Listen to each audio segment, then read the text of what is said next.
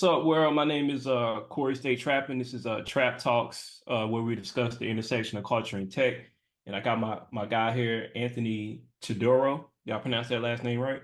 Yes, that's correct. Correct. Cool, cool. We met in the Bay through the Flourish Factory, which I'm sure we'll go more in depth about that. So just kind of give you a little rundown on his background. He's a fellow techie. Primarily, you've been focused on communications, marketing, worked at Snap, Roblox, uh, formerly Magic Leap, Lyft, Pandora, and you're a UMass, University of Massachusetts, Dartmouth, Dartmouth, Yeah, Dartmouth, yeah. Dartmouth. graduate, yeah, and hails from Lynn, right? Lynn, Massachusetts. Lowell. Lowell. Lowell. Yeah, Okay, 45 minutes from Lynn. Yeah, Lowell. okay, okay, Yeah, okay. But yeah, did I miss anything? You wanna add anything to it? yeah, that's it for sure, for sure. Yeah, no, born and raised. Oh, Yeah. sorry to cut you off. Also, rapper by the name of AC Cool. We're gonna Yes. go into the name and what inspired that. But yeah, sorry to cut you off. Had that. Throw that in Absolutely. there. That's everything, man. Thanks for having me. Like you said, born and raised in Lowell, Massachusetts, about an hour north of Boston. You know what I'm saying? Son of Nigerian immigrants. Been living in California for over 7 years now. Initially moved to the Bay Area after college, just to leave the hometown, leave the home area, work in tech. They say I wanted to go where tech was booming. And so I figured at that time it was Silicon Valley. Went to Silicon Valley, went to the Bay. And eventually now I'm here in LA doing my thing, pushing the music, still pursuing my career in tech, and trying to balance it off for sure. So yeah, that's it. That's it in a nutshell. And then of course, like you said, the music is out, A.C. Cool on all streaming platforms as well. So we just having fun. Yeah, we're gonna provide links to all that too. I'm gonna turn on this fan because I'm like right in the sun. Hold Hmm. Sure. on.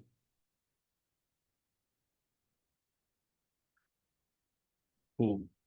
All right, so I gotta ask, man. I knew you was Nigerian, but like, what is it like being, I guess, your first generation Yes. Nigerian American? Yes. Cool, cool. So what is that?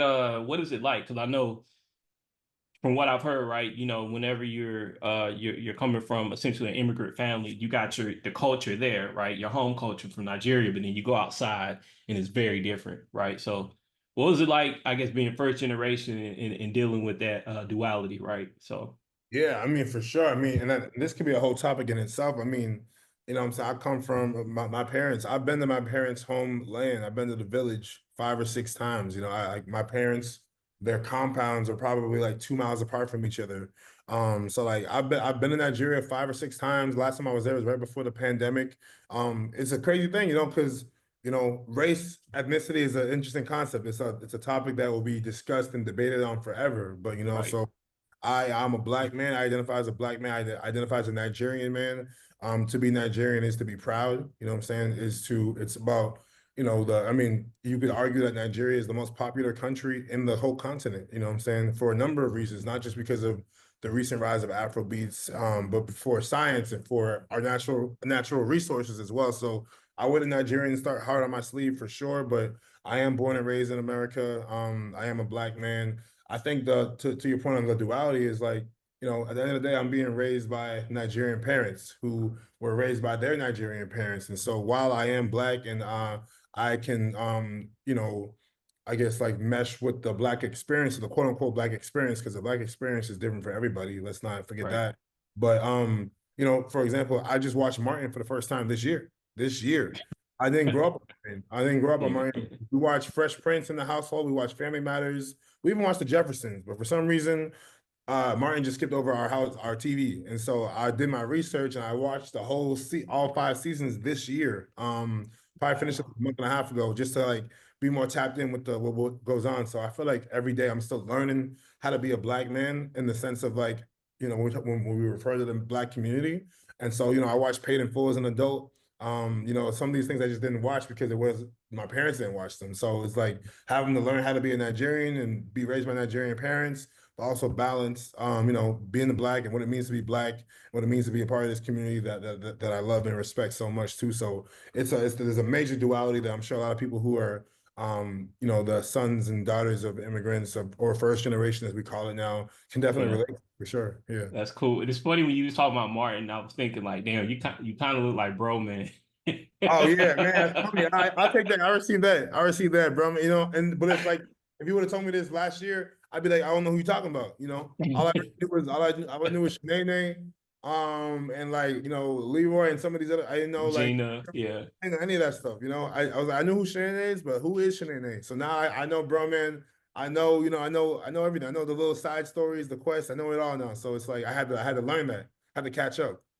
yeah, yeah. That's Yeah. funny. Yeah, and you talk about Paid in Full, man. Paid in Full is like a classic. Like so like growing up, Shadas was like the first movie that I remember that was like Paid in Foolish that had like a lot of like scale behind it, right? It was basically placed in Jamaica, basically about the Jamaican drug lord or whatever.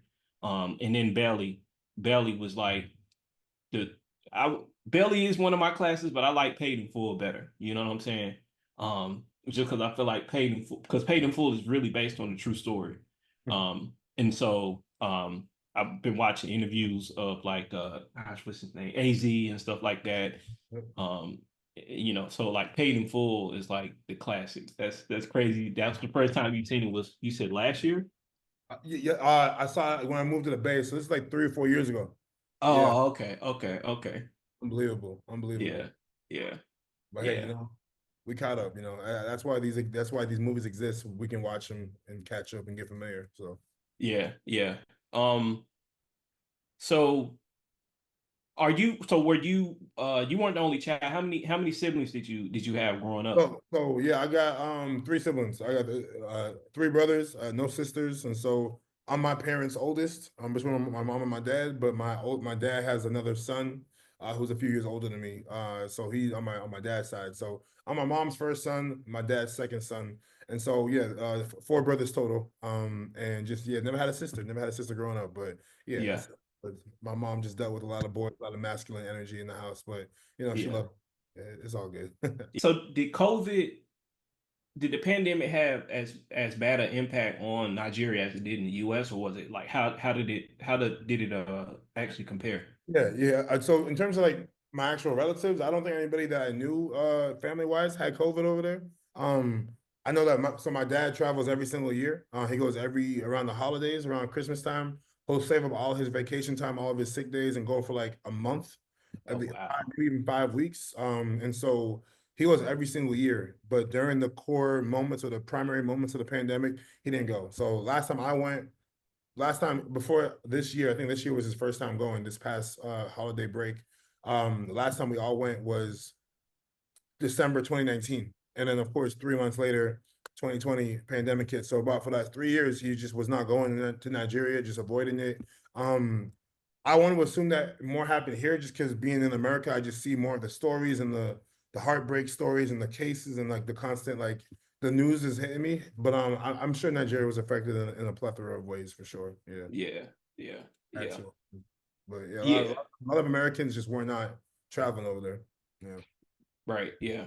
Um, See, I was thinking, right? So I thought you was, I don't know. So Fred is from Lynn, right? He grew up in yeah, Lynn. yeah. Okay, Correct. so because that's why I thought you grew up in Lynn too. Gotcha. Yeah, yeah. No, my hometown is Lowell, Lowell, Lynn, not too far from each other. But I went to college with Fred. I went to college with Fred. Yeah, Okay, got it, first to him. Yeah. got it, got it. So since we are on the subject of talking about Fred, how was Fred in college? Was he like the same? Did he act the exact same way like Yeah. he is now in the Bay and stuff like that? He's always been a leader. Always been a leader. Always Yeah. been a leader. Always been a person that has wisdom at any level. I mean, does the Fred of today's time have way more wisdom than the Fred of that time? Absolutely. But at that time in college, you could go to him. You can count on him for like that wisdom, or just for a brand new, fresh perspective and point of view. While I met him in college, I would say that we really grew our bond more than anything when he moved out to the Bay. I moved out to the Bay the year before him.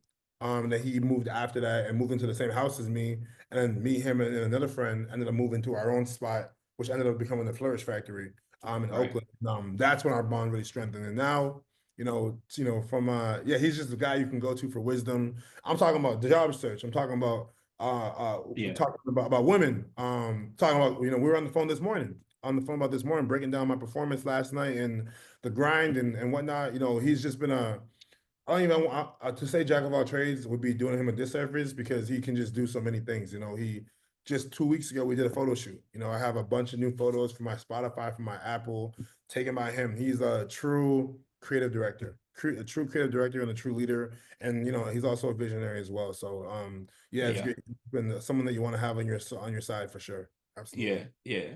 Yeah. So how did y'all meet in college? We went to college through a mutual friend who was the same friend who got us living together in the Bay Area. Yeah, so because Fred, Jose? no, our friend Joshua. Oh, okay. Joshua. Jose came a little bit. Jose's from Lowell as well, and Jose came through his own journey through baseball, and that's kind of how we all connected again. 'Cause I've known of Jose for years, but I never actually met him until I got to the Bay. Mind you, we're from the same hometown, went to middle school together, but I didn't know him. Never shook his hand until we got to the Bay Area. So Yeah. crazy you can be in the same hometown, the same vicinity as somebody, but you don't really bond until it's time for you to bond. And now, and now we locked in. So Yeah. yeah, I met him in college, but Fred in college through a mutual friend. And then by that point, I was already living in the Bay. I would come home, I would see Fred here and there. Fred was talking about coming out there. And if he says it, he's gonna do it. So he was talking about moving to the Bay in like summertime of like 2017, because I was already there. By 2018, he was there. So, Mm, what he does, he just gets the ball rolling. He's a motion creator, you know. yeah. Yeah. So I made the journey from the East Coast to the West. Mhm. What was those events that led up to you saying like hey, I'm gonna make this leap of faith and jump out there? And then walk me through the steps you took to get there, right? Like, did you get a job first? Did you like just say, hey, I'm gonna just whatever? Like, so yeah, take us through that. Like, what was the reason behind going to the Bay? For And then, sure. what was it like making that transition from the East Coast? Yeah, for sure. I mean, like I said, I'm born and raised in Massachusetts, and Lowell, Massachusetts is a great city. I love my city to the death. 978 area code forever. But and there's a lot of great, smart people, beautiful people in Lowell, Massachusetts. My beef with Lowell, Massachusetts is that, like I'm sure a lot of other cities, sometimes it tends to feel like you're moving, but you're not going anywhere. Like sometimes people, and yes, in life we are on loops, and we get into seasons where we just have to kind of keep things moving and rolling. But sometimes the thing about being in Lowell, you kind of feel like there's this feeling of being stuck or complacent. And Lowell is a great place. It's bred some of the coolest people I know, fashion designers, NBA players, Grammy nominated musicians. It's got so much, and I think the people who have the most respect for our city are the ones who have left for a little bit. And it taught us lessons and instilled fundamentals in us that we're going to carry for the rest of our lives, I think. And so, with that being said, I always had a desire to step outside the comfort zone. I always had a desire to, leave. I went to high school in my hometown. I went to college in my home state. Wanted to check out a different side of the world. Now the person I mentioned earlier, Joshua, I went to college with him. He kind of showed me what tech was and introduced me to the world of tech. Because at the time, I didn't really, when I was thinking about college and school, I was not really thinking about like working for like a Google or like a Facebook. I didn't even think about those as concepts. I use Google every day. I was using Facebook every day, but never really gave a thought about, oh, I could actually work here. And it wasn't until I had my first internship at this wine company, I was one day just looking at my Spotify account and I was like, man, like, why wouldn't I just try to work at Spotify? Why don't I try to work at these apps that I use on my phone? Like they have companies, they have brick and mortars, they have websites. Let me see what I can do here. And so my buddy Josh had graduated school in 2014. He had an offer to work at Google right before college ended. So I remember we went to his going away party. We dapped him up. It was all good. I'm like, man, Josh really moved to California. That's crazy. I had 2 more years in school. I had 2 more years in school. At the time, I was transitioning from going from a biology major to a marketing major. And I became a marketing major. Things got so much better, more clear. I was able to get my first A plus in the class as opposed to like constantly failing chemistry. I started just moving my life towards like this business, this tech world. And so um, just I being such a like at this time being afraid to take risk, wanted as much security as I could possibly have. So I actually had my life already planned out before I even left to California. I already had my life set for Massachusetts. I had a job offer. I got a job. I graduated school in 2016, May 2016. interviewed for jobs. I got a job offer in August 2016. It was for the company Oracle, at a sales role. I was going to work in Burlington, Massachusetts. They had a school, like a new student hire program for new grads. So I got hired in August, but I wasn't supposed to start my new job until February 2017. So from August for the summer of 2016 to February 2017, I just worked a few jobs, started saving up money and just doing my thing while preparing for life in Massachusetts. No California at this point anymore. Forgot about California, forgot about moving. I bought a car in October 2016. My job is going to start in February. It's a very corporate sales job. I had to buy some suits. I'm preparing. I'm like, all right, I'm going to live at home for the next year, pay off my car I just bought. I'm going to do all that stuff and just staying in Massachusetts and live that life. And it'll be a good life, I'm sure. Come like January of 2017, I'm like 5 weeks away from this new job. I already signed the offer months ago. Josh reaches back out to me. By this point in his life, he's worked at Google. He went to this other startup. Now he's at this even newer, smaller startup called Outco. A company that helps train software engineers on how to navigate the job market. He says that they have a job that they're hiring for. When we were in school together, he knows how much I spoke about wanting to move out of my state. This is my chance to do it. I'm like, Josh, well, I already have a job. Oracle, I'll start next month. I'm already upset. He's like, man, just do the interview. If you don't want to do it, then it is what it is. You still have a job. Interviewed for the company, went through the process, got the job. Now I was stuck to make a decision. Do I either stay in Massachusetts? I already have a job offer. I have a basement I can stay in. I have a corporate job that's ready for me. I can see my life going this way. Or do I just take this leap, move to California? I have no idea what the hell is over here. I had visited California twice just to visit my friend. So I've been to San Francisco. I hadn't been to LA at this point yet, but I've seen San Francisco. I've seen San Jose. It seems pretty cool. It's all still a dream to me. Um, I was going through it. I was praying. I was hinting at it to my family that I might be thinking about leaving. And then, the day before I was supposed to start my job at Oracle, maybe 2 days before I was supposed to start my job, I ended up making my decision. I knew what I wanted to do. The thing about when it comes to making decisions, 9 times out of 10, you already know what you want to do. And maybe you're looking for validation from other people. They say there's this phrase where it's like, or this saying that you can do, you take a coin, heads or tails, and you flip it, and while it's flipping, you already know what you want it to land on. You already know. Right. And I knew I wanted to go to California. By this point, I have friends, family saying, "Are you sure you want to go to California? Like, what are you gonna do over there that you can't do over here?" You know how that goes. You already know how that goes. Like, people are saying, like, why would you want to move? What are you moving from? What are you leaving? I just knew I wanted to leave. So 2 days before I started my job at Oracle, I emailed my recruiter. I was like, hey, I'm sorry, this is horrible. I know I signed this offer in August 2016, but I'm taking an opportunity to work at a startup in California. I'm leaving at the end of February. I'm actually have to rescind the offer. I was still working at the grocery store at this time. I was working in a deli and a wine store. My recruiter calls me the next day. I didn't answer. I'm very nervous. I'm like, oh shit, like this is gonna be scary. Like, what is she gonna say to me? I pick up the phone, I call her back. She's like, hey, this is unacceptable, very unprofessional. You're supposed to start your job in 2 days. You can never apply to Oracle again. You can never apply to any of our acquisitions, which is hundreds of them, by the way. But good luck in California. And I was like, all right, well, hey, she told me off. That was easier than I thought, you know. And then from there on, I just started packing for California. I'm like, now I only have one offer, and it's in San Francisco. So let's get to San Francisco. And Right. so yeah, from there, started getting serious, started packing, figuring out how to ship my car, which I just bought. My buddy Josh had got me a place to live with him. And it all kind of just flowed from there. In February 2017, I said bye to my family and I moved to California. Yeah. Dope, dope. Um, I wanna, I want you to go more in depth about like, because I was laughing when you said, what are you leaving here? Like, what you can do there, you can do here. Mhm. How did you break it to your parents? Like, how did that conversation go? Yeah. And in between and also your siblings as well.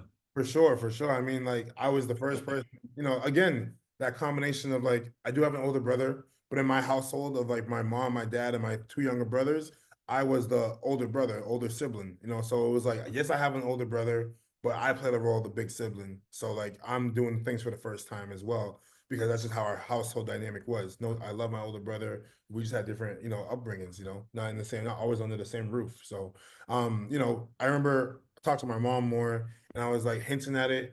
I'm like, hey, there's this guy named Josh. He's one of my good friends. He got a job at Google. There's an opportunity to move to San Francisco. And I'm just like slowly starting to like season it in, like just start like, just get feelers out there. And I think initially they're just asking me questions like, again, like, what are you gonna do over there? Like, oh, I'm like, oh, this is the job. It's called Outco. They train software engineers, this and that. And I'm just like, I think I was partially asking for their permission, but also partially telling them I was gonna go too. I don't know. I'm not sure which one I was leaning more towards. Was I telling them I was leaving, or was I trying to get their reaction? I'm definitely a person, and this is this is not to my benefit. When someone tells me I can't do something or they react negatively, it just makes me want to do it more. That's always how I've been. Like even just yesterday for the show I was preparing for, I called my friend. I said, which shirt is better? I know I wanted to wear the white shirt, but she was like the black shirt, and I was like, it just makes me want to wear the white shirt even more. Mind you, I ended up going with the black shirt, and it was for good reason. But anyway, so Right, like because of the lighting.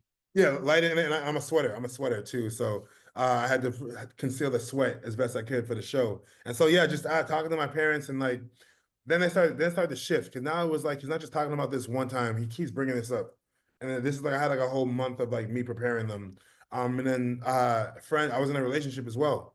I was in a relationship, and she ended up moving to California for a while, and we tried it for a few years, and then she, it ended up not working anymore. But even she was like, you're leaving, like selfish decisions, and it was way more reasons for me to stay than there were for me to go. But I knew, and I'm sure people can relate to this. I knew had I stayed for the benefit of someone else's feelings, I would have started to resent them. I would have been, it would have been March or April. I would have been like, ah, man, I'm supposed to be in California right now. Mind you, my first couple months, year in California was not the best experience, but I would have never known if I hadn't gone.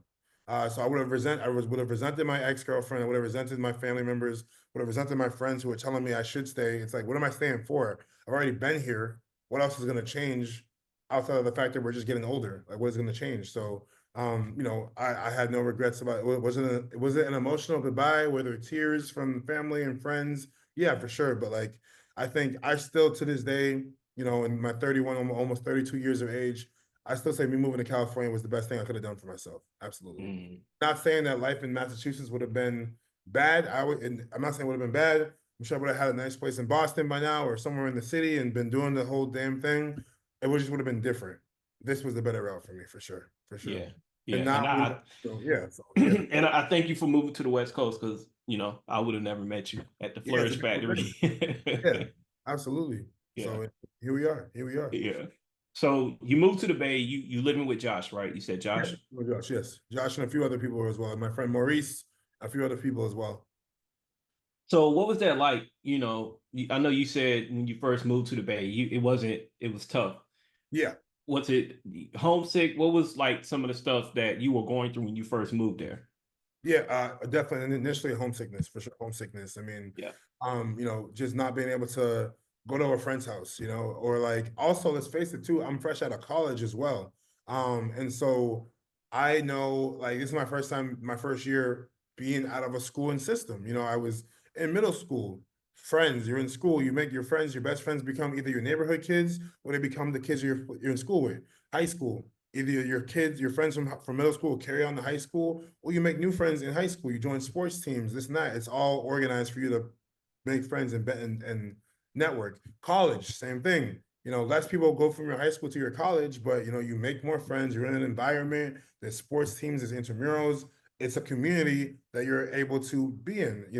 That's why I don't like when they say when they say you're going from high school to college, they say it's the real world. It's not. The real world is not until after college, in my opinion. Because then after college, now I'm like, all right, I'm no longer in a university setting or like a schooling community setting. Now I'm just in the real world. And yes, I have a few friends, and they help me get over here, but they have their own lives to live as well. I can't rely on them, and I think I lean on them a little bit too much at times. But so now it's like I remember I tried to make friends the way I would make friends in college or even in my neighborhood. I go to the basketball court. Remember my basketball? There's always kids my age playing ball, hooping. Cake, you mind if I get in the game? All right, cool. Anthony, just natural. That's how you make friends growing up. It's how I make friends growing up on the basketball court. I went to the basketball court in Oakland.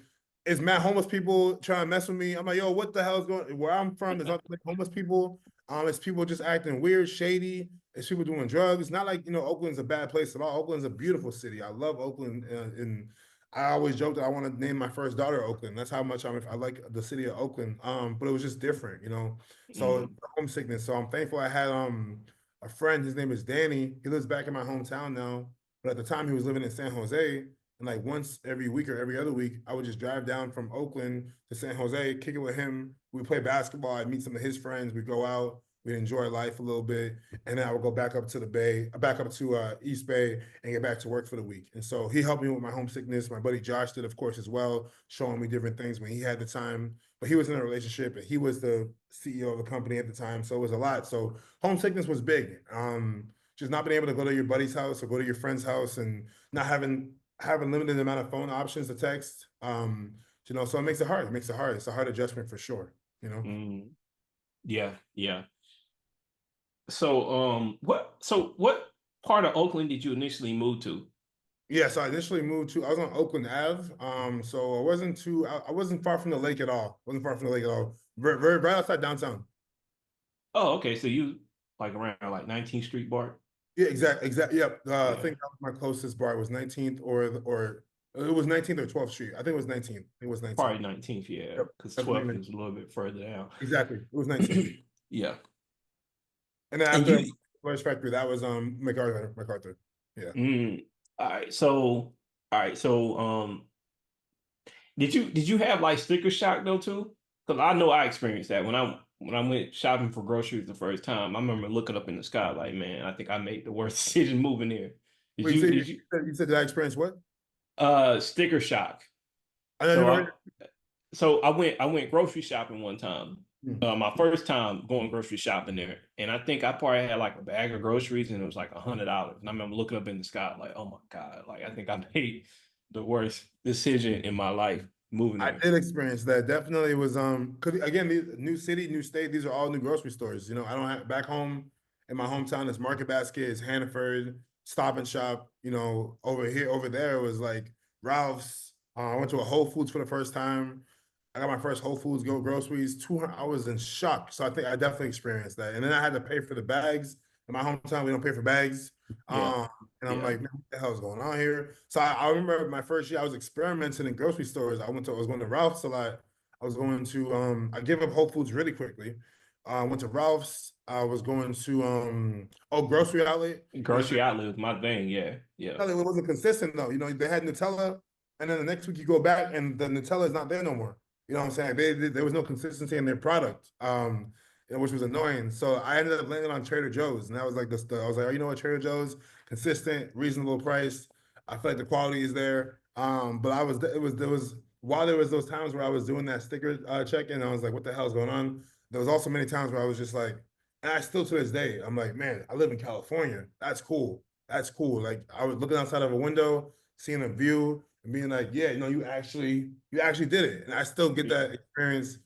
Yesterday I was in Hollywood, just walking around Hollywood. I'm like, man, this is my normal. So to me, this whole thing, whether it's doing the music, whether it's just living life in LA or it just feels different, it just feels refreshing, it still feels new to me. Like yeah, this, like the fact that you can change your life. And I like that I did that is because, when I become a father one day, if I become a father and my kid is like, hey, I want to move to Arizona for whatever reason, I can be like, yeah, go. And here's why you should go, because I was able to do it. I'll be able to tell them stories to help them with their journey as well. So not just living life for myself, but living life for a future version of myself to spread knowledge and spread information. hmm hmm So, what are like the major differences you notice from like the culture in Lowell Yeah. from living in the Bay, and I guess you could even say LA too, but primarily, what are the key Mhm. differences you've seen from the East Coast and the West Coast? Yeah, definitely speaking between Lowell and Oakland in particular, because LA and the Bay are definitely different as well. I get that question a lot, but in my hometown in particular, very much a diverse city. You know what I'm saying? So massive Asian population. The biggest Cambodian population outside of Long Beach, California, is in Lowell, Massachusetts. Um, Oh, I didn't know that. Brazilian, yeah, yes, a lot of Cambodians, Vietnamese as well, mostly Cambodians, Brazilians. Dominicans, Puerto Ricans, no Mexicans at all. I know like I Mm, Mexican, I know, and she actually confirmed that she's not even Mexican. I know I've known no Mexicans ever in my hometown. I met them all on the West Coast. Only Puerto Ricans, Dominicans, maybe some Cubans, Brazilians, Portuguese, but very diverse. Of course, white people are everywhere. So, very diverse. A lot of Africans, a lot of black folks, a lot of Nigerians, a lot of people from Liberia, from Ghana, Uganda. wow. So very much a melting pot. The thing about the misconception about Massachusetts, which is not a full misconception, is that Massachusetts as a state I would say it's very white, but you have several pockets throughout the entire state. Lynn, like where Fred's from, Lawrence, where a popular city, Lowell, right, Springfield, Massachusetts, where you have all these cities where you wouldn't think, I didn't know what diversity and inclusion was until I got to California because like because in my life, my classrooms was your typical black splashes of black, white, brown, everything, everything. So it wasn't until I got to college. I mean, when I got to the Bay Area, I learned about in tech in particular, I learned that there was a whole field called DE&I, diversity, equity, and inclusion. I'm like, oh, it's your job to make sure this company is diverse or like this school is diverse. Like where I'm from, it just is diverse. It just is. Mm, At least from a school. Now I haven't worked professionally in the real world in Massachusetts, but that was my experience. And so, I also, when it comes to Oakland, I argue that like, to your point earlier about like, the duality between being raised Black American, but being, born Nigerian and whatnot. I actually say I attribute Oakland a lot to learning a lot more about what it means to be a Black person, what it means to be a Black man. I got from Oakland, mm, learning about the history of Oakland, learning about the Black Panther Party, just seeing the murals and, seeing Malcolm X on a mural and MLK on a mural, seeing these quotes, going to events that were just created for Black people, right? That wasn't the thing back home. Again, there just is Black people at the events, not having places that are, not having places or fields or spaces that are created for Black people or for Latinx or other ethnic groups to be in. right. That's what I saw. There was more intention, behind that. And so that's what one of the massive biggest differences for me outside of like the food and the music and whatnot too, because I had to get comfortable with like Bay Area music. I didn't grow up on E40. I didn't grow up on Mac Dre. I didn't grow up on Yeah, Bay same Area here. legends. But when I got to the Bay and submerged myself into that lifestyle, I was like, oh man, I love this stuff. I love it. I love it. And it became like it just became like, now I can't go to the party without hoping for a Bay Area section because that's always going to be a part of my experience. Right, First, right. I was like, what the hell is this, man? This ain't no, this ain't what I'm used to. Yeah. And I kind of had the same thing like when I moved first I lived in San Francisco for most of my time and then I moved to Oakland like my last year there. Uh-huh. And like going to Oakland, it just really made me be proud to be black. And I remember one of the moments I remember the most is I was on BART or something, and this older black man was talking to me. He was just like, "Yeah, the Black Panthers used to meet at that park Okay. near West Oakland." And I remember I used to walk through the park, and I always used to look at him like, "It's something about that park." I just kind of felt something. But if you look at it, I mean, it looks like an old park that needs to be taken care of. And they Yeah. actually used to meet at that park. Um, but it's not too far from West Oakland Bar. It's probably about. I'm sure you probably walked past it Yeah. or Yeah. Yeah. Oh yeah. been past it. What's And up? then Yeah. Yep. I remember later in life, later when I was actually at I think it was Afrotech. I think Afrotech last year. And I met this lady. She's around my age, I think, and she was talking about how her grandfather was a part of the Black Panthers and stuff like that. And you start hearing about, me and her was talking like, well, I heard it got started in Oakland. She's like, no, it got started in Berkeley. And I'm like, well, they kind of Oh, like sure. are like right beside each other. But I'm like, I'm Yeah. not gonna argue with you because obviously that's your granddad, one of them. Right. So but yeah. That's No, you cool, can't man. That's argue. cool. You can't argue with elders. It's not worth it. Yeah, yeah, yeah, yeah, yeah. Yeah. That's cool, man. So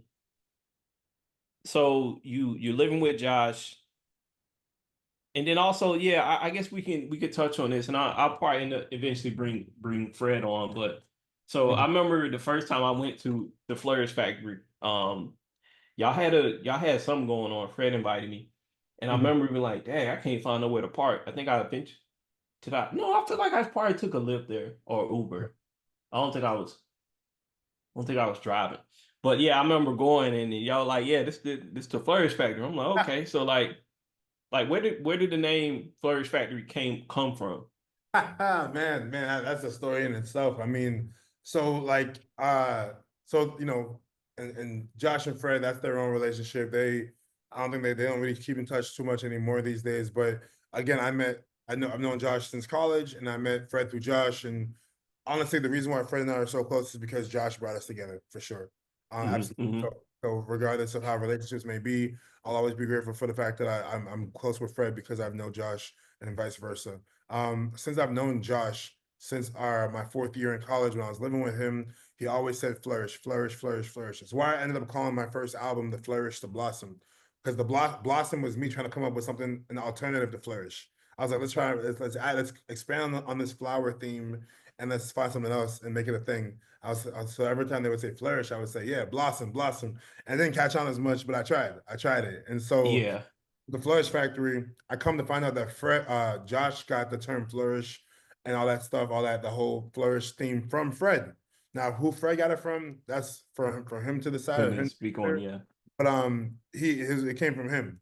And so when we got to the first house I was living in, we called it the House of Growth for obvious reasons. A bunch of young black men who were just trying to work on themselves and work in tech and establish themselves as people. Eventually, when I move into this house, it's Josh, my friend Maurice, my old mentor and manager, a few other folks as well. I move in there, and then Fred moves to the Bay Area. There's no space for him. There's no room for him. No extra room. Me, Josh, and Fred, having known each other since college, we decided to branch out and leave the House of Growth and not extend the lease. And so we started looking for places. We're looking for three bedrooms at first. We go to like 6 or 7 of them. We're finding them. You know, it's whatever. We find this one house. It's a 5 bedroom. And at first I couldn't see the vision. There's 3 bedrooms up top, 2 bedrooms down low. We didn't have 5 roommates. We didn't have two other roommates. Well, we just had three of us. But we knew that, you know, Josh saw this house as like, oh yeah, this house is gonna be a place for us to like have fun. We're gonna build some really core memories in this house. I couldn't see it at the time. I was just thinking like, who the hell's gonna live in these bottom 2 rooms? Who's gonna pay the rent? Like this is how we gonna pay for this. And so we were trying to come up with a name for the house. And I believe it was Josh and or Fred. I don't want to take the credit away, but they said Flourish Factory. So they wanted it to be like the same. I'm not sure what's the literary term for when you know, have the first two letters be the same letter. So it could have been like you know, because like the bottom floor, I called it the Blossom Bungalow, like just to have the BB. Yeah. But you know, make sure it was known that it was a space. But yeah, they came up with the Flourish Factory. At the time, Fred's company was still called For the Culture. And I think at a certain point, being in the house for a couple years, the fresh energy, being in the Bay, entrepreneurial spirit, he was like, I'm switching over from For the Culture and we're moving to the Flourish Factory. And that's a story that he can tell for sure. But that was just the name of the house that we were living in, and we were just known as the Flourish Factory. It was just a beautiful time, and you know, every time I go to Oakland, I was in Oakland earlier this year. Every time I'm in Oakland, I drive by the house just one time. Once I don't knock on the door. I don't know who's in there anymore these days, but I'll make it a point, no matter where I'm at in Oakland, before I leave, if it's for 3 hours or 2 days, I'm gonna drive by the street, just look at the house real quick. I send a picture of the house to the group chat. So we know it was a time for those who were in the house, whether it was for a party, whether it was for just a casual hangout. You know, it was a special time and it was a safe space for all of us for sure. Yeah, we Yeah. really protected our peace in that house. Yeah. Yeah. I'm trying to think because I went there. I think either because Fred invited me, and I'm trying to think. It was something going on. I think maybe he was launching the first Flourish Factory. He was doing something, Mhm.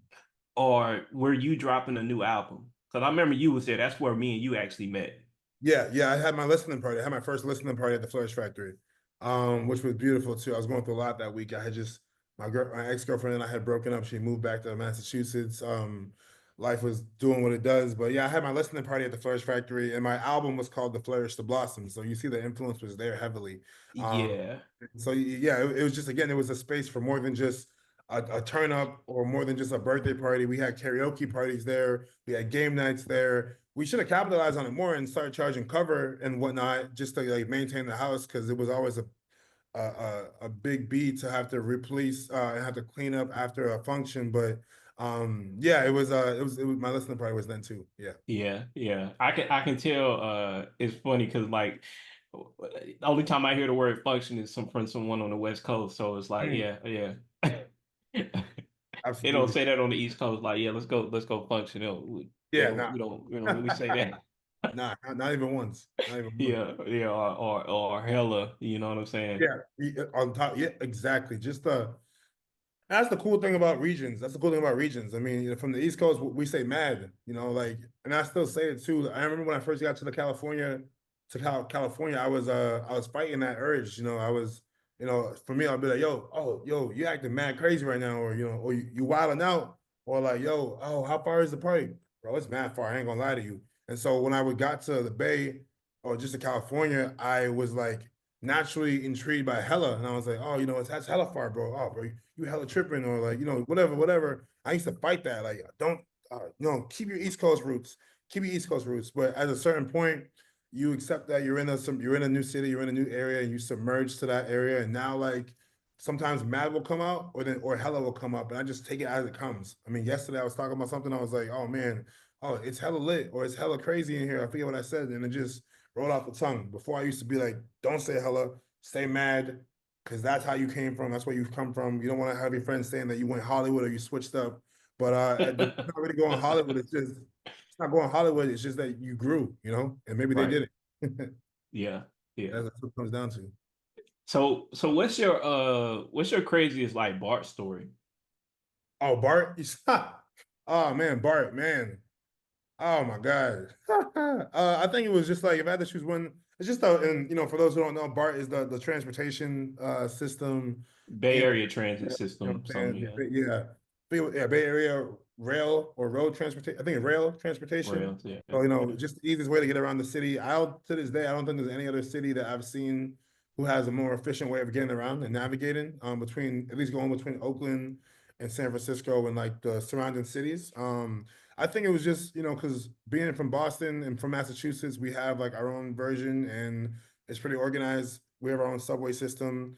And the BART, it's just like, for me, it was just seeing the performers, the break dancers and I've seen a couple fights, saw someone throw up on BART. I saw these two dogs fight, like two dogs got into a fight. Because, people were bringing their dogs on BART. It was like a lady and a guy, and their dogs just didn't like each other, so they started scrapping. I'm like, man, like anything that can't happen will happen on BART. And so that's just my experience from being there for a few years. I always wonder what like people who grew up in the Bay Area, I'm sure they have some crazy stories about seeing what happened on BART. And yeah, it was cool. I have my Clipper card. I still got my Clipper card for nostalgic reasons. Still BART got was mine cool. too. Just some straight up BS on that. A 10-minute ride can end up going to an hour because something breaks down. But it was a time. It was a time, and it was reliable for the most part. I say so. Yeah. Yeah. And you could if you were in transit during like rush hour, it was always quicker on BART, depending on the distance than driving. Like especially if you was trying to go from San Francisco to Oakland, Right. and go to like First Friday. I mean, Right. you would have been like super late, but You with might as well BART, yeah, you might as well 15 just not even minutes. go. Yeah, Yeah, you like might as well just 15 not even, minutes. yeah.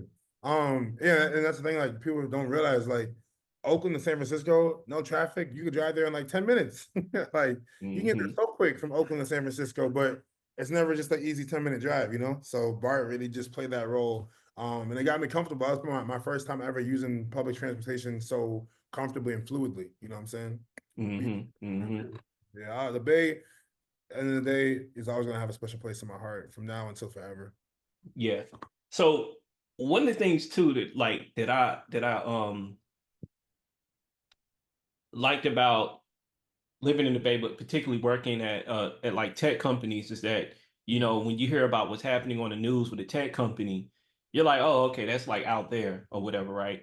It just doesn't really necessarily impact me. But like working inside of a tech company, and then the news happens that's not so favorable or is favorable, like seeing the inside of like how it actually causes like drama or improves stuff inside of companies. For me, that was like really crazy too. Like, Yep. what is there any like situations where you was working like at Lyft, for an example, and then the news or something would happen, you're like, wow, all of a sudden you're in a meeting and y'all talking about this and stuff like that. Did you ever experience anything like that? Yeah, I mean, for one, I say two things. For one, just the layoffs. I mean, the pandemic. I mean, when I started working at Lyft in March 2020, and so you can Mm, imagine what it's like to work at a transportation company during the time where we're not supposed to be even leaving the crib. You know what I'm saying? They done told us, Anthony Fauci told us, don't leave the crib unless you have to. The bars are closed down, the restaurants are closed down. We're all masked up, you know what I'm saying? And I work at Lyft, the ride share company that makes money off of you going places and traveling places. So it's like, anyone who can see, who anyone with eyes can see that naturally, yeah, like layoffs are gonna happen. I remember I was at Lyft for like 2 or 3 weeks. I started March 2020, and like I woke up to like a bunch of notifications from my manager, who was texting me. I'm like, why aren't you slacking me why are you texting me? Like we just started, she's like, hey, are you safe? Like, I'm sorry this happened. I'm like, what's going on? Like, and people are messaging me, and people are like, yeah, there was layoffs. And my manager got let go, and I stayed. It happened several times throughout the company. They just pop it up on you.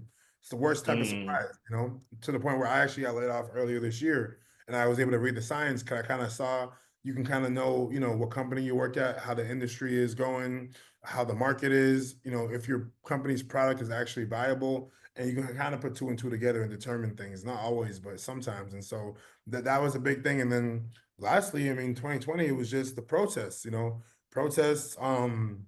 That's when we lost George Floyd, and countless names of Black people, members of the Black community, who were just being taken from us at the hands of police. And so that's when I saw white guilt for the first time, like in full effect. I had my white coworkers messaging me saying like, "Hey, like, are you okay? Like, are you okay? Like, is there anything I can do for you? Like, we're just learning now that racism is real, because we knew it was real before, but now we see it's real because now this is undeniable, and we yeah, see I had his neck on his knee on the neck, and now it's like there's no, and we see the phones and we see the cameras, like we see the 4K videos, and there's no denying it. So now we want to apologize to you, for racism, and it's such a interesting thing. So that's something I saw that happen in full effect, and like companies holding down the like safe spaces for us to talk and share our feelings. And I right. think that's probably a good time for DE and I teams as well, because they were just, like being able to show why diversity is needed and blah blah blah. But I think that's a place where I saw like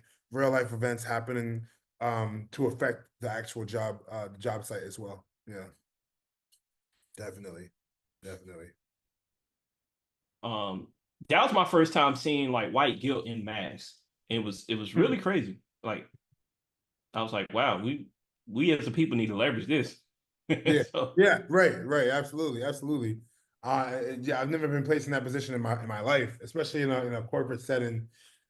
Tech is funny, man. Tech is funny. I mean, I think, let's face it. I mean, I think it's cool to work on cool technology, and tech is just such a big part of our lives. And then, it's just like the money is good, but it definitely reflects and correlates to the state of the market and the economy, and then, also what industry. So, obviously you can, my introduction to tech was like, again, it was coming to that realization that like I use so many apps on my phone, WhatsApp to talk to my family members, Facebook, Instagram, Twitter, and I use these apps. So I'm like, oh, like let me just see if they have career pages and then apply to these jobs. But it's like there's so many entries into tech, and tech is way more than just Amazon and Twitter, right? So it's an interesting industry, and it's full of a lot of fun, a lot of highs, but we've experienced a lot of lows the past several years, I think, too. But right.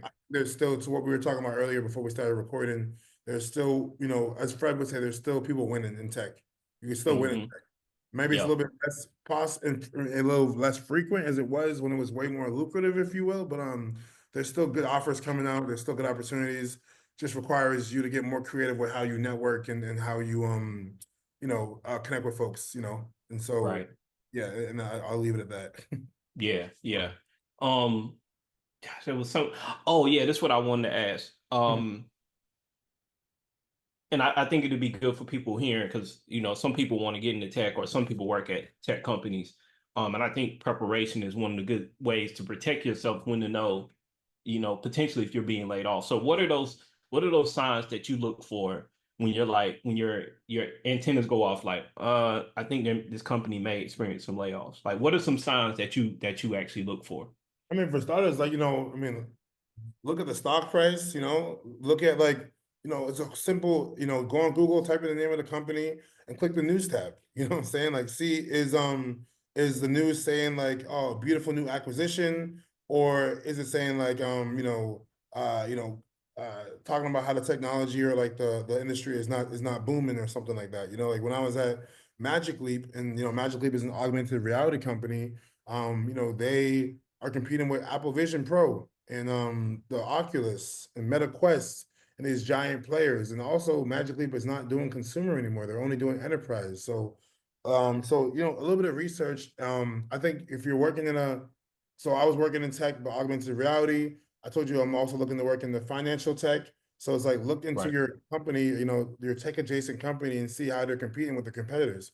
Are they of the top 10 companies who work in augmented reality tech, or of the top 10 financial technology companies, are they in the top three? Or are they at the bottom eight? Or are they like, where do they land? And then from there, just, when you're at the all hands meetings, pay attention, like, listen, what's going on?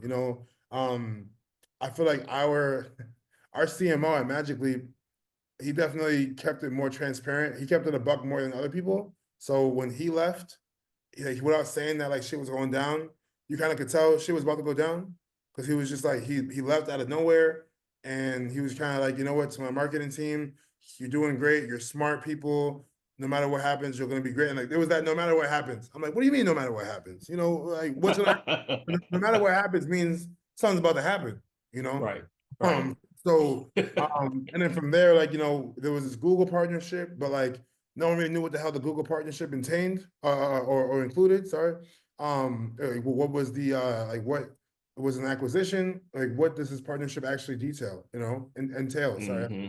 For and so and before you know it, then they start hiring contractors. People, there's a reorg. I'm like, all right, things. I even to the point where before I got laid off, I talked to my manager. I said, hey, something doesn't feel right.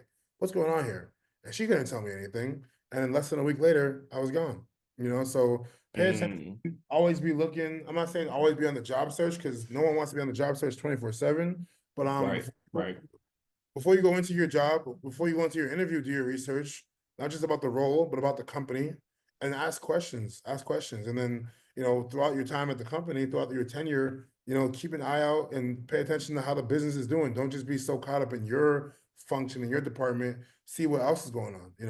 Hmm. That'll give you a pretty Hmm. good scope of view, maybe before the inevitable or before something bad happens. Hopefully it doesn't happen, but it'll give you a good idea. I mean, if I would have been really, really paying attention, I probably would have started looking for a new job a month before. I probably could have started looking for a new job a month and a half, even 2 months before I got laid off. And that would have given me more of a runway to be like, all right, Right. something's down. But I was just hopeful, it's not going to be me, and it's not you until it is you. Right. Right. And you brought up some like valid points, right? Like someone, because I have a lot of lawyers in my family, and so like I'm fine tuned for listening to how people put their words together and what they say and what they didn't say. You know what Mm, I'm saying? Um, but like when I was the last company that I was at before I was laid off, um, it's called Aurora Solar, and so while I was there, I found a metric, or I realized that um so at Aurora Solar, we basically make software for solar installers. And so solar installers make a lot more money when there's more houses being bought and sold. And mhm. so during my research, I found like correlation and all that. And I was like, wow, home sales are going down. You know what I'm saying? Like if it's hard for the salespeople and um, customer success managers to upgrade accounts, get accounts, that's a telltale sign that like, hey, like the tea leaves aren't really that good here. Yeah, yeah. And I just was looking at kind of back to what you said, right? Look at the stock. And I looked at um solar focused companies that were public, like Enphase Okay. or well, Generate isn't a solar type company, but their generators normally sold in tandem with solar installation, right? Because backup energy. And I saw their prices going down. Enphase said was shutting down factories, and they're one of our top competitors. And Tesla was our client of ours. They're doing bad. And I'm like, whoa, this is like, if our clients are doing bad, Yeah. then it's probably, that's like a really good sign. Not when I say a good sign, that's a good indicator of what is to become. Correct. So, um, but yeah, I also want to say this is an investment advice. We're mainly speaking about like, hey, this is what you should do in preparation if you feel like, you're being about to be laid off. But yeah, so like I had started applying to jobs like a year in advance because Mhm. I just seen a lot of this stuff happening. You see? Um, just saw the, like you said, just watching the tea leaves, and then we had layoffs happen. That was kind of scary. You wake up, they're like, hey, after this meeting, if you get the email, that means you're laid off, and it's like, oh shit. Yeah, just like that. I Yeah. mean, yeah. I mean, when I got laid off from Magic Leap, I was going to play basketball, and I got the chief product officer put time on our calendar talking about it's a marketing catch up. And I'm like, maybe it is, but also maybe it's not. And it turns out it was more than just a catch up. It was thanks for your service, but good luck to you. You know what I'm saying? And it's like that. Right. That's it. And so to your point, like with the pandemic, it's like uh Uber had layoffs. So it's like Uber has the most of the market. If Uber's having layoffs, oh, you better believe Lyft is about to have layoffs. Like if Oh Uber, yeah. the king of rideshare, is not doing well, then how's the queen of rideshare going to be doing? You got to go too. So, but then when I went to Roblox, that was a company that actually, was booming as a result, not just as a result of the pandemic, but was seeing the opposite, was seeing exponential growth during the pandemic. Hmm. So, Hmm. find your industry. Tech is vast, but find your industry Fine that industry, yeah. booming. That's always going to be relevant. And in theory, well, a transportation tech company should always be relevant. But you can't, and not everyone can account for a global pandemic. Right, So right, right.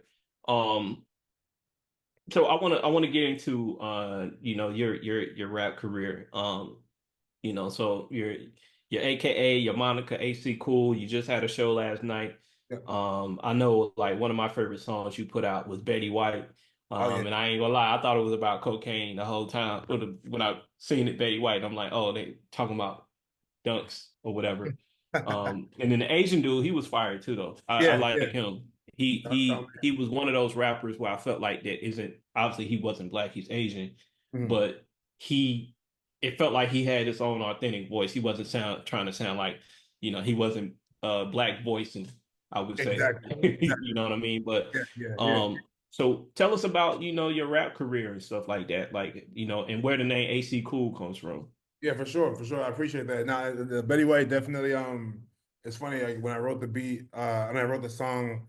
I was just rapping and freestyling, and then I had a line in there where I just said, "I got my Air Force Ones. I keep them Betty White." Like so, and Betty White. Rest in peace, Betty White. The most golden girl of them all. Right, right, I say like very cool for. I mean, she's dope. She advocated for Black people to be on TV early in her career. She was on My Wife and Kids, just like very entertaining person, but she's a white woman, very white woman, very white. So it's just was rappers, we try to say things as witty as possible. So in the black, not even just in the black community, but we like to keep our shoes white, especially our Air Forces, our dunks, our kicks. So I'm like, man, I keep my shit so white that they're Betty White, and so that's kind of how I came from. And Betty White was just more so like on some like SEO, hoping that like when people look up Betty White, they're gonna see my song too. And if I had any opportunity to go viral, it would be from that song. And so when I wrote that song, I want to name that song. I was like, man, it's a possibility that she will probably pass away sooner than later. So when that happens, like, let's see what happens for me. Let's see what happens for me. And I actually kind of doubled down, and Fred was like double down. I started paying for ads to promote my song, which came out like 2 years before she passed away. And then people were in the comments like, people were in the comments like, "Oh man, bro, she just died. How you already make a new song?" I'm like, "Yo, this song came out before she passed away." Or they're like, "This song is what killed her." Like it's so funny with the internet. Internet can be a disgusting place, but it can be if you have the right mindset, it can be funny as well. Yeah, So yeah. that was a fun song. I performed it last night, but AC Cool just came from my initials, Anthony Chidoro, AC, and then of course the whole idea of like being cool. You know what I'm saying? I've always wanted to be cool, or be like that cool person, or then just the literal termination, the literal definition of like or terminology of like air conditioner being something that cools you off. So it's like it had like a double meaning to me. So I was like, okay, AC, and then cool just kind of like just emphasized it. AC cool. And so it's funny speaking about SEO. I kind of have issues sometimes where like I'm searching my name on Google or like YouTube. And if I'm just typing in AC cool without the song link or whatever I'm trying to type in the search, actual AC companies will come up and actual air conditioners, like how to fix your AC or like how to fix the coolant. So that's an issue I've run into. And so I thought about changing my name, but haven't found anything that's inspired me just yet. Because if I was gonna change Mm, my name, it would be now. So anyway, in regards to the career is going well. We're still streaming. We're pushing. We're doing more than just rap now. I released my first dancehall song last week. Thanks for the support. I'm Nigerian. I grew up on dancehall. I grew up on like rhythms, on rhythm, and just beats and house parties and like dancing. When I go to a party, I want to hear like reggae. I want to hear dancehall. I want to hear Jamaican music. That's what I want to hear. I want to move my body. And so I wanted to make a song that made me want to move my body. And so that was fun. But we still rapping. We still have more things to do. And yeah, it's been fun. Ups and downs, like anyone can say. But we're getting better. And the cool thing about doing music, like like anything you practice at, is like you might be like, oh man, this music shit is hard or it's tough. But like I can listen to a song I release now versus the song I released 5 years ago, and I'm like, you see the growth. Like it's cool. And so it's like it's just a reminder is that as long as you keep doing something and keep putting energy into something, you'll get better. You'll get right, better. And right. that's with so many different entities outside of just Yeah. music. Yeah. And I think you talking about your song Whispers with Levin, right? Yeah, yeah, Is that the song? That's dancehall? yeah, yeah. So, and I think people still try to categorize things. Some people call it Afrobeat, some people call it dancehall. When I first heard the beat, 'cause I listened to dancehall before I listened to Afrobeats. Afrobeats is a relatively new. Afrobeats has again. I'm an American, right? I'm Yeah. American, raised on rap It's been music. out, but it's been out. I think I saw a documentary. It's been out like over like 40 years or something like that. But it's just recently, and some people will credit Meek Mill jumping on a song with David O back in Uh-huh. 2017 to 2016. That kind of like was one of the events that helped it get more Especially in notoriety. But yeah, North America, especially North America. right, So when I right. first heard the beat for the Whisper song, it just felt like a dancehall beat. It didn't sound like it was like an Afrobeat instrumental work versus like I have a couple other beats that I'm working on that have more of a traditional Afrobeat sound to it. So I don't like to use them interchangeably, but I do tend to use them interchangeably. And I kind of put them right after each other because at the end of the day, reggaeton, dancehall, Afrobeats all stem from all different regions. But in terms of like how you dance to them, how you grind to them, they're not too far off, in my opinion. If you know how to dance to a reggaeton song, you can wind your hips and wind your waist to a Jamaican dancehall song too. So, but I want Yeah, to have respect. I saw recently, Tyla, she been going crazy. Tyla got the award for best Afrobeats artist, and she was like, you know what? Just because music comes from Africa doesn't mean that it's Afrobeats. She's from South Africa and their biggest genre is Amapiano. So it's like, you yeah, have to be mindful. And I guess the American market is still learning. And, sometimes Americans, we don't want to learn. We just categorize, and that's been an issue ongoing in the music community. But yeah, we're all learning. We're all learning how to distinguish and respect where people's original sounds are stemmed from. Yeah. yeah. And it's funny like you just talk about Amapiano. Like I just think about it. Like if you listen to like Amapiano, the way they put the I don't know what you call it, but like they'll do like I don't know if you call it stiletto, where they have the beat goes like high and then low, but it's like kind of like the same rhythm. It actually reminds me of like the bounce that comes from New Ah, Orleans. It oh yeah. reminds me similar of it, and it just hit me. But yeah, Yeah, I mean, and then taking it further, like I remember when I first got to the Bay Area, and again, I was being exposed to so much Bay Area music. I remember when T Grizzly first dropped first day out. And like I was in the Bay for that, and the Bay was going crazy when that shit came out. Like, yeah, oh my everybody was, God, yeah. to the point where I was like, oh, this guy's from the Bay. I'm like, oh, he's gotta be a Bay Area rapper. Like the way he was rapping at the beat, the way he was rhyming. He's Come to from find out, Michigan. Detroit. You know what I'm saying? I'm like, oh, okay, then. And there's some type of connection between Detroit and the Bay that I didn't know was there. And who knows how it influences, and people want to take credit and people want to do this and that. At the end of the day, I'm just happy to be a receiver and a consumer of the music. But it's crazy how that stuff happens. Influence comes from anywhere, and people travel, and it's a beautiful thing. The way I see it, it's a beautiful thing. Yeah, and so and to speak about like Bay Area music too, I remember I'd be at parties and they'd be playing stuff, and I'm like, dang, like I didn't know they had a Bay mix to T-Pain, I'm in love with a stripper, I think it is. Oh, see, it doesn't even, yeah, the And bait. I heard that and then like they was playing these different songs like Mac Dre. Uh-huh. And I think I had heard of Mac Dre before in the hyphen music, but the way they showed it on TV was like, it wasn't how it was. And then talking to like making friends with people from the Bay, they're like, I'm like, yo, so how was the hyphen one? They're like, yo, it's so wild. Da, da, da, da. I actually closed a deal at Yelp because I Uh-huh. mentioned Matt Drake. So I was selling to like a brand. He's from Vallejo, Okay. and then his clothing line called I think was called Prism. And I was scoping out their Yelp page because I worked at Yelp and selling ads, and they had a picture of Matt Dre, and I'm like, okay, why did they got a picture of Matt Dre? I'm like I'm like they know him, and Mhm. so I'm talking to the dude, and I'm like, hey, you know Mac Drake? And then he just gave me like the whole like Mac, like he gave me like a good synopsis and stuff. Yeah. And then he was just like, yo, call me tomorrow and we can close the deal. I was like, oh, okay. I'm like, See, wow. man, it's But yeah. I think when it comes to music, when we think about hip hop music, and I don't want to say too much because again, I'm not from the Bay. Just an appreciator. I'm not, and that's about it, And I've only been there a few years, right? But it's like when we think about hip hop music, we talk about East Coast style, we talk about West Coast style, and when we talk about West Coast style, we're not talking about necessarily Bay Area. We're talking more about like LA, like that West Coast rap. I think, in my opinion. So what I'm trying to say is like East Coast rap, West Coast rap, Southern rap, Atlanta. I think the Bay has its own market, its own style that doesn't get talked about as much because maybe we group it with West Coast, and that's cool and all. But I think the Bay itself, like Northern California, has its own sound that is different from your traditional West Coast music. And that's Right.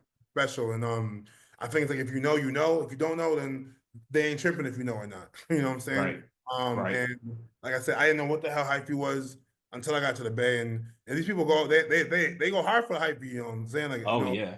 they rep this. And it's beautiful. It's beautiful. So Hmm. movement for those who know, and that's just what it is. And so Yeah. yeah, it's a beautiful thing. It's a beautiful Yeah, thing. and a lot of people don't know this, but No Limit actually got started in the Bay. He got inspired by the way I can't remember who specifically, but he saw someone that was selling CDs out the trunk of their car. And this is Mhm. after Master P got the money from I think his dad or granddad dying or something like that.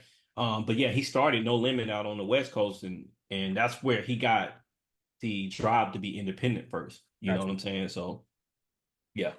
that's beautiful. See, and it's yeah. So it's yeah. Regional is a big thing as well too. So you take inspiration from everywhere. You take Hmm. inspiration from Hmm. everywhere. So Right. So um I know we got like a few minutes left. I wanted to ask you about this, right? So how do you feel about streaming? Do you feel like streaming has been like a net positive for artists?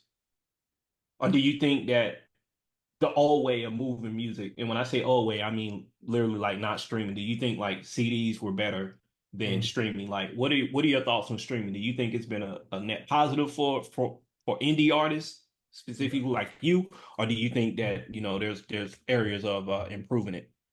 Yeah, so I mean, shit, I have a bunch of CDs right here, and so I think, ultimately streaming is more convenient. Yeah, I can't you can't quote me on this 'cause I'm not sure exactly, but I feel like you made more money off of CD sales than you did stream. So like, if I streamed okay, Big Sean just dropped his album. I'm a big Sean fan.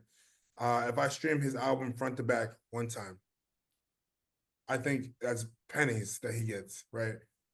If I bought his album, which I have one of his albums here, I bought his album for $15 or $12.99. I feel like that right there, the $12.99, mind you, I'm sure some of that $12.99 goes to the label, goes to the artist who made the cover art, goes to the engineers, but like there's more value, I think, in that CD itself than like me streaming the album one time listening to. So I think from a profitable standpoint, the CDs are still going to be king now. We're moving, life is just becoming more and more digital. Me and my friends often we joke like, what's after streaming? Like, how else will we consume music after streaming? Is it going to be in our brains or is it going to be injected? Like, I don't know what the next piece of technology is, but it seems like for now, streaming will be the main thing for this lifetime at least. But there's always people coming up with the next way we listen to music. In terms of like streaming is important. I mean, but if you think I was talking about this with Fred this morning, you're not gonna get rich off of streams. Like, um, you know, I forget what the actual math is because everyone's platform is different, but like 3 million streams will probably end up being like less than $3,000, when you're getting 0.000 something per stream. So it's like if you want to make money off of streams, then you gotta, you got billions and billions and billions, but who's doing that? No one's doing billions and billions and billions. I look at the numbers a lot. I compare Spotify numbers all the time. So I think the real money comes from touring and merch, and selling tickets. And I was talking about this with Fred this morning. He was quoting the Joe Budden podcast where they were talking about Drake just did the tour and he hopped back on another tour. And at the end of the day, no one knows how his deal is because Drake is signed to a label. I think he signed the Universal Music Group, so UMG. But like whether he's doing, we don't know if he's doing it so he can get off of his deal or if he's doing it so that he can fulfill his contractual his whatever it is, or if he's doing it because he needs the money because I'm sure he lives an expensive lifestyle. But point is like he's probably getting more money off of that tour. More of that money is going into his pocket than he is from us streaming Take Care or his most recent album. And that's just how it is. So I think streaming is always going to play a role, because like you want people to have access to you. You want people to be able to listen to your music and share it. But if you're talking about it from a financial gain perspective, like that's not the way to do it. Yeah. Yeah. Mm-hmm. Mm-hmm. Yeah, and it sounds like the way you're describing streaming, it's more, think of it more as like a marketing or a distribution channel, right? Yeah. It's more of a way to get more ears to listen to you, but it's not a way to put more dollars into your Right, pocket and per se. which is why I was watching this documentary years ago for Brent Bias. This is before he blew up. I think he was like still like it was like how some people like they get happy when they know an artist because no one else knows them. It was like, Right. like people knew who Brent. If you knew, you knew, but not everyone knew. Now everyone knows who Brent is. I think. And so his manager was talking about how like they use Spotify for artists, which is the app that we use as artists to see our numbers different from the actual Spotify app, just like Apple for Artists has one too. So we see our analytics. So he was like, we look at the regions where Brent's music is being played. So if I want to book a show right now, I would look at, okay, I'm getting the most streams in Los Angeles, or let's say I'm getting the most streams in Idaho, based on the numbers. So I'm gonna perform in Idaho. I'm gonna go where the numbers are, because all this music is great. I'm giving you the music. Listen to the music as much as you can, and that will give me a map of where people like the music the most, and then I can go really make some money and then do a show. You know what I'm saying? So I think the streaming is going to be there. It does come down to the product. The product has to be good. So if the product is good, then people will be influenced enough to come want to see you perform. And if your performances are good, they're going to want to come see you come back. Which is why like Travis Scott can release a mixtape from 10 years ago, and then there's nostalgia associated with it. There's like memories. 10 years ago I was doing this, listening to Travis Scott, and now he's bringing it back remastered. Like I see why people are doing that because nostalgia is a real thing. Mm, So yeah, yeah. So that's how I feel about streaming. It's always going to play a big role. Numbers are always going to play a big role, but we're talking about profit gain. It's going to come down to the numbers too. So with that being said, definitely stream the music, stream AC Cool for sure. And then hopefully sooner than later we'll be able to do more and more consistent shows. yeah, yeah, that's dope. That's dope. And definitely, man, I wanna put, if with your permission, I want to put whispers at the end of the interview so people can Oh listen yeah, to it, please, yeah. and we'll put in all your socials too, so Yeah. people can and I think I already sent you this, but I'm gonna resend it so you Okay. just have it. Yeah, so I'm gonna send you that. But yeah, I guess, was there anything else you wanted to cover before we wrap it up? No, I think we covered a lot, man. I think you know, trying to just think. I mean, the transition, the moving, the music. Um, yeah, I think there's a lot of cover. I think if there's anything I'll ever say, when it comes to doing music or fashion or whatever you're doing, especially if you're not in your dream job, if you're in your dream job, great, congratulations. you're in a very small percentage of the whole entire world. So that's great. You should be happy and try to teach Right. others how to get to their dream job.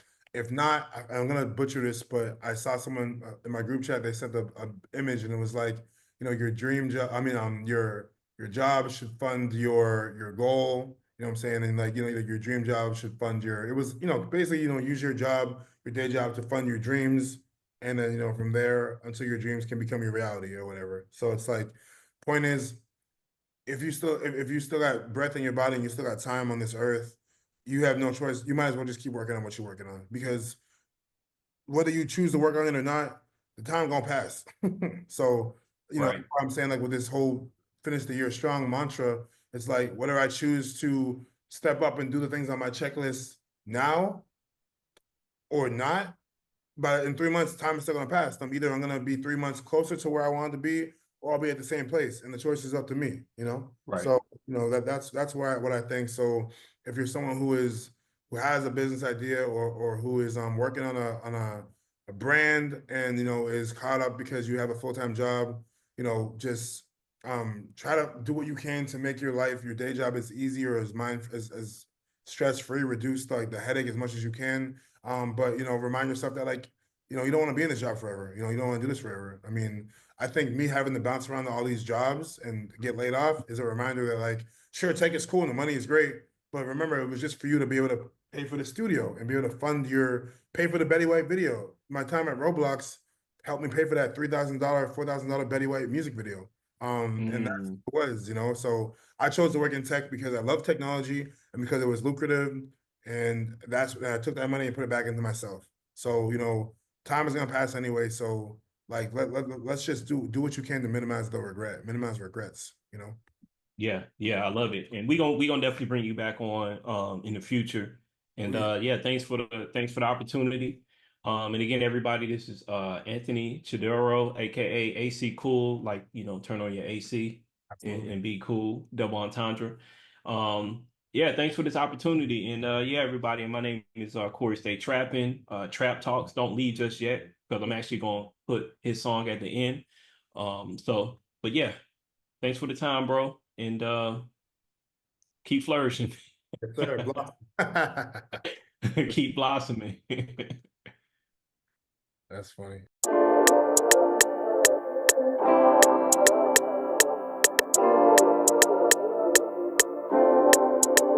Said I love it, oh I love it, oh I love it, love, love, love. Said I love the way you walk, and I listen when you talk to me, and I love the way you look, curly hair, brown skin like coffee, and I love the way you stare at me. You look at me like you need me. The way you see me in person is the way you see me on TV. And when we're dancing, I love the way you hold me.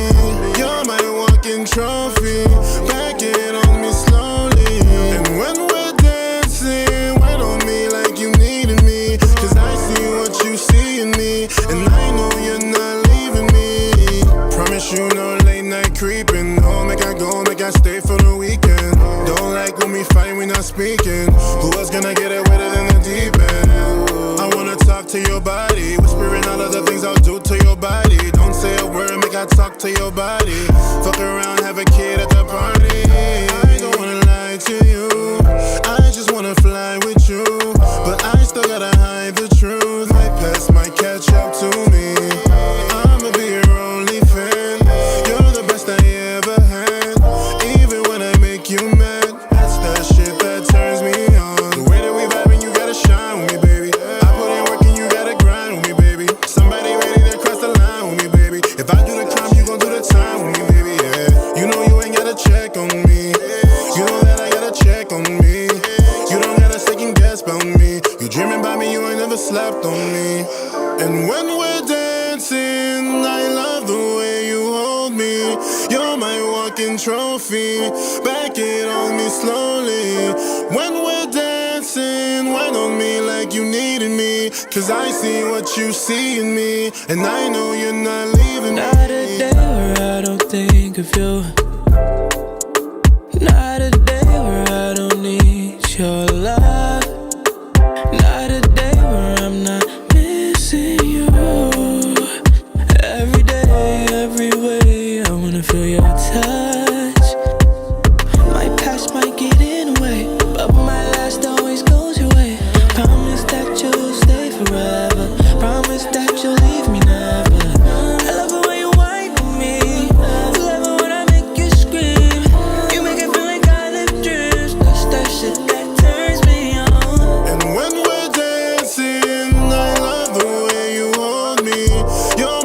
fucking trophy. Back it on me slowly. When we're dancing, wine on me like you needed me. Cause I see what you see in me, and I know you're not leaving me. Don't say a word, make I talk to your body. Wanna whisper, wanna get naughty. Don't say a word, make I talk to your body. Fucking around, have a kid at the party.